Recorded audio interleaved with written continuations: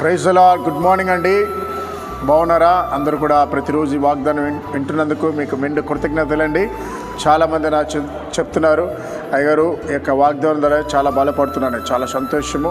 దయచేసి నా మనవి ఏంటంటే, ప్రతిరోజు ప్రార్థన చేసుకుని మీరు ఉద్యోగానికి వెళ్ళండి, ప్రార్థన చేసుకుని కాలేజీకి వెళ్ళండి, ప్రార్థన చేసుకుని వ్యాపారానికి వెళ్ళండి. ఎందుకంటే ప్రార్థన చేస్తే దేవుడు నీకు తోడుంటాడు.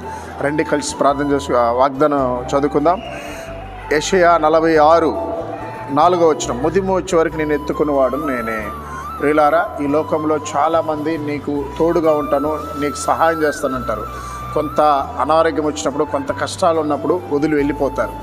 వారు మన రక్త సంబంధులైనా కూడా, మనతో పుట్టిన వారైనా కూడా మన ఇబ్బందుల్లో ఉంటే దూరం అయిపోతారు. కానీ నీ కోసం ప్రాణం పెట్టిన ప్రభువైన యేసుక్రీస్తు నిన్ను నిజంగా ప్రేమించి ఆయన ఒక వాగ్దానం చేస్తున్నాడు. ఆ వాగ్దానం ఏంటంటే, నిన్ను ముదిమి వచ్చు అంటే వృద్ధాప వరకు నిన్ను విడిచిపెట్టిన అంటాడు. నిజమే కదా? ఈరోజు ఎంతోమంది వృద్ధాపంలో ఉన్న తల్లిదండ్రులని పిల్లలు వదిలిపెడుతున్నారు. కానీ వాగ్దానం చేసిన యేసయ్య నమ్మదగిన వాడు, నిన్ను నడిపిస్తాడు, నిన్ను కాపాడుతాడు. కాబట్టి ఒకవేళ ఈ వాగ్దానం వింటూ వృద్ధాపంలో ఉన్న తల్లులారా, తండ్రులారా, మీకు ఆయన తోడున్నారు. పిల్లలు చూడలేదని బాధపడకండి, పిల్లలు నన్ను మోసం చేశారని దిగులు పడకండి.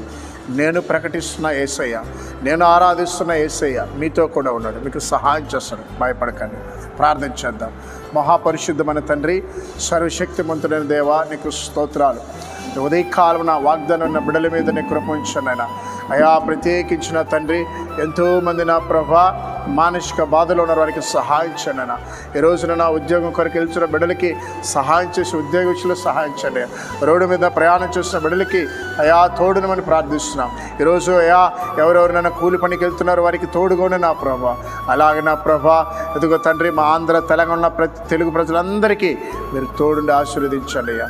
మరొకసారి నా వ్యాధిగ్రస్తులు మీరు ముట్టి బాగు చేయమని, ఈరోజు పుట్టినరోజు వివాహం జరుగుతున్న బిడ్డలు దీవించమని యేసు నామములో ప్రార్థిస్తున్నాం తండ్రి. ఆమేన్.